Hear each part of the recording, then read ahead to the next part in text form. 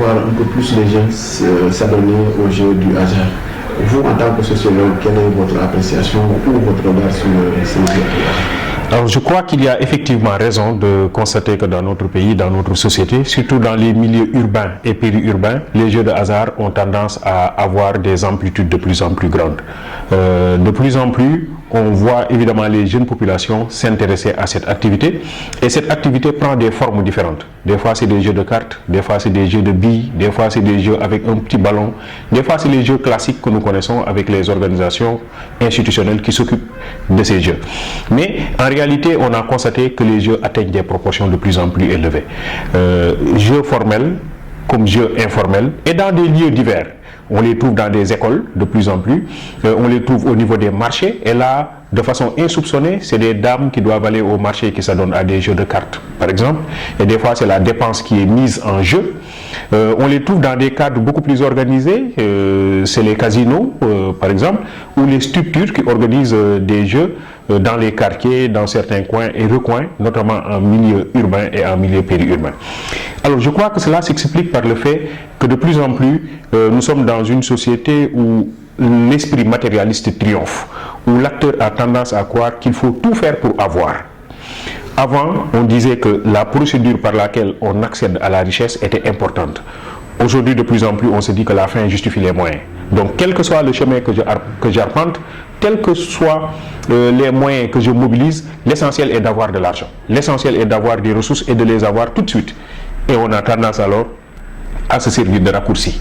Ça, c'est une société de plus en plus matérialiste, où l'avoir est plus important que l'être. Mais en même temps, il faut voir que c'est une société dans laquelle les croyances canoniques qui déterminent les conduites des individus, ces croyances aussi ont tendance à se fragiliser. Parce que toutes les religions révélées mettent l'accent sur l'interdiction des jeux, quelle que soit d'ailleurs la raison qui est utilisée. Mais en réalité, si les gens défient ce principe de la religion, ça veut dire précisément que la pratique religieuse devient de plus en plus quelque chose de spectaculaire, quelque chose d'ostentatoire, quelque chose de visible, mais qu'au plus profond de lui-même, l'acteur continue à avoir ces pratiques qui défient la religion. On peut aller à la mosquée avec un long chapelet, on peut aller à l'église avec un long chapelet, et puis après, avec ce chapelet, on se met devant une boutique de jeux, devant une aire de jeux, etc. Donc ça veut dire qu'on est en train de combiner des choses qui ne vont pas ensemble, ce qui atteste le fait que la religion, on la pratique de façon visible, mais qu'au plus profond de nous-mêmes, nous continuons à avoir des pratiques qui défient les principes de la religion en tant que telle. Maintenant, enfin, il faut voir que les réseaux de solidarité qui existaient dans notre société ont tendance aussi à se fragiliser, à se déliter et à disparaître. Qui fait que les gens qui n'ont rien sont considérés comme des personnes qui ne signifient rien. Ce sont ces choses-là qui se développent dans notre société. Ceux-là qui sont pauvres sont complètement isolés, marginalisés, désaffiliés, oubliés et à la limite même des fois stigmatisés.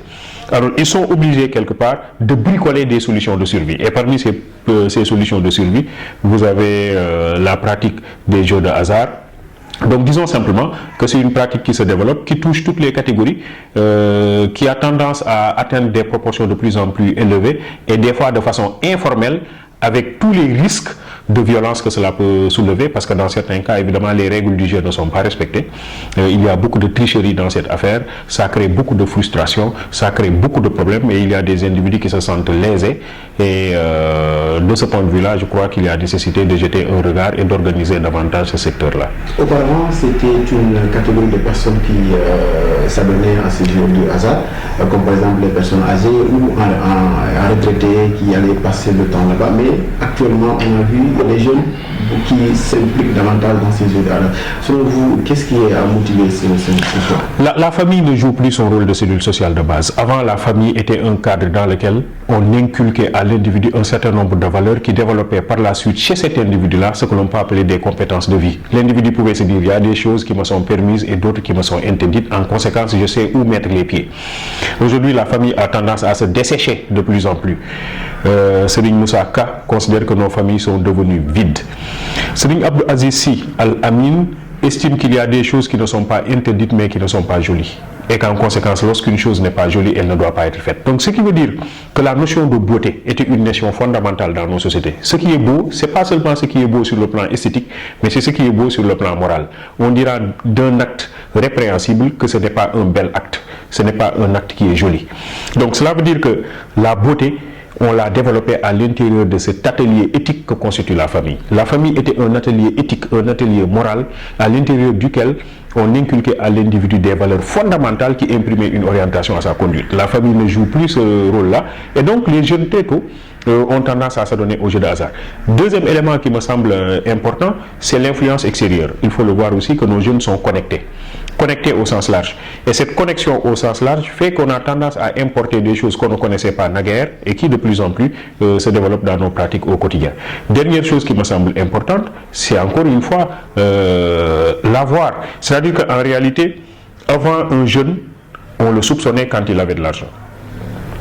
La famille s'intéressait à l'origine de cet argent. Ce qui fait que le jeune, même quand il ramassait de l'argent dans la rue, il avait tendance à se cacher. Parce qu'en fait, on faisait des enquêtes, on essayait de savoir où est-ce qu'il a pu avoir cet argent-là, on lui posait des questions, etc. Donc il voulait se débarrasser rapidement de cet argent. Aujourd'hui, il faut voir évidemment que cet encadrement, cet accompagnement de la famille et de la communauté, cet accompagnement a tendance à se fragiliser, a tendance à disparaître. Alors finalement, les jeunes font la course vers l'argent et c'est pourquoi évidemment notre société atteint des proportions inquiétantes en termes de triomphe de l'esprit matérialiste, avoir à tous les prix. Les personnes âgées s'adonnaient aux jeux de hasard, aujourd'hui de plus en plus les jeunes s'adonnent à ces jeux. Il faut voir aussi que même si les jeunes ont commencé depuis une dizaine d'années à aller en masse vers les jeux de hasard, aujourd'hui on voit les jeunes filles aussi, qui étaient une catégorie plus ou moins non touchée par cette affaire, les jeunes filles de plus en plus vont vers les jeux de hasard. C'est au niveau des marchés notamment qu'on trouve ces jeux de hasard avec les cartes, c'est dans les salles de jeu, c'est dans d'autres structures où elles sont ensemble, où elles peuvent s'adonner à ces jeux de hasard qu'on ne connaissait pas dans cette catégorie de la population, mais qui a tendance évidemment à se développer. Ça veut dire évidemment que le mal est en train de gangréner la société sénégalaise de façon générale. Il y a aussi les élèves qui quittent les écoles pour aller au niveau de ces salles de classe, sont des salles pour jouer à ces jeux. Oui, tout à fait. C'est ça qui est inquiétant et vous trouvez maintenant ces salles qui pullulent à côté des établissements scolaires. C'est une façon d'attirer une clientèle et une clientèle scolarisée. Ça veut dire précisément qu'aujourd'hui, nos écoles sont agressées. Par des jeux de toutes sortes. C'est les combats de lutte à l'intérieur des cours de l'école, c'est les appartements meublés à côté des écoles, c'est les structures qui vendent de l'alcool à côté des écoles, c'est les jeux de hasard, les salles de jeux à côté des écoles. Ça veut dire que donc à côté des écoles, il y a un ensemble d'infrastructures et de structures qui sont installées et qui sont de nature à perturber le jeune scolarisé, le jeune élève ou le jeune étudiant. Donc je crois qu'il y a nécessité à ce niveau-là aussi de mettre un dispositif pour protéger les élèves. Un élève qui est en période d'adolescence, qui vit une situation de crise, c'est possible, et dans certains cas la crise peut être tellement aiguë que l'individu ne sait plus ce qu'il doit faire, les options qui doivent être profitables pour son avenir, et finalement il peut s'adonner à des actes déviants. Or, s'il y a des infrastructures et des structures qui sont de nature à promouvoir la déviance, ça constitue un problème pour la performance scolaire, et un problème pour la performance scolaire, c'est un problème pour le devenir du pays tout entier. Donc, c'est vrai qu'au niveau des espaces scolaires qui devraient être des espaces franchisés, donc des zones franches, où on ne développe que le savoir, où on ne développe que l'éthique, le bon comportement, malheureusement à côté de ces écoles, il se développe des choses qui n'ont absolument rien à voir avec la quête du savoir et avec la quête de la bonne conduite. C'est des pratiques qui sont de nature à dévier les jeunes enfants et à les orienter vers des choses qui ne sont pas toujours bonnes. Vous avez décrié la responsabilité de la famille et l'État dans tout ça. Oui, bien entendu. Il appartient à l'État de mettre en place un dispositif. Je crois qu'il faut revoir quelque part la politique culturelle de l'État sénégalais. Un des problèmes que nous avons avec nos institutions culturelles, avec nos ministères culturels, c'est des départements, pense-t-on le plus souvent, qui doivent s'occuper de folklore. Quand on parle de culture, on pense le plus souvent au chant et à la danse. Oui, c'est des éléments importants de la culture, mais la culture, elle est beaucoup plus profonde que cela. Elle intègre les comportements des individus, elle intègre les us et les coutumes, elle intègre un certain nombre de pratiques qui peuvent promouvoir l'activité de production de façon générale au niveau du pays. Donc je crois qu'il faut une politique culturelle beaucoup plus adaptée à nos attentes, beaucoup plus adaptée à notre profil et à nos problèmes que nous rencontrons au quotidien. Une politique culturelle, une politique de jeunesse, qui soit une politique orientée vers le renforcement des jeunes en termes de capacité. Donc il faut capaciter les jeunes, faire en sorte qu'ils développent des valeurs de civisme, des valeurs de loyauté, des valeurs de justesse, des valeurs d'équité, des valeurs fondamentales qui peuvent faire de nos jeunes des personnes plus tard suffisamment outillées pour porter le combat contre le sous-développement. Il faut aussi, je crois, une politique économique. Qui soit une politique économique orientée vers le développement, parce que quand la pauvreté galope et qu'au même instant les valeurs se délitent, c'est la meilleure façon de pousser les gens quand même vers des activités qui sont des activités déviantes pour avoir de l'argent. Ces gens-là vivent dans la pauvreté et sont obligés de bricoler des solutions de survie. Donc je crois qu'il faut aussi des politiques publiques sur le plan économique orientées vers un vrai développement pour lutter contre la pauvreté qui galope de plus en plus, surtout dans certaines zones périurbaines et rurales. Et vous voyez, le plus souvent d'ailleurs, ce sont les personnes qui vivent le plus souvent dans la pauvreté la plus pointue, la plus accrue. Ce sont ces personnes-là qui s'adonnent des fois à ces jeux-là, parce que ces personnes ont besoin d'avoir quelques revenus qui leur permettent de régler aussi quelques besoins. Alors sous ce rapport-là, il est nécessaire de mettre en place une politique de jeunesse qui accompagne les jeunes, qui capacite les jeunes, qui fait en sorte que les jeunes ne soient pas exposés à certaines difficultés. Dernière chose, il me semble que la politique de la famille. On a un ministère de la famille, c'est important, il faut renforcer la famille. Nous l'avons dit tantôt, c'est la famille qui a tendance à ne plus jouer son rôle d'antan. Maintenant, comment mettre en place une politique avec des substituts de la famille dans certains espaces institutionnels?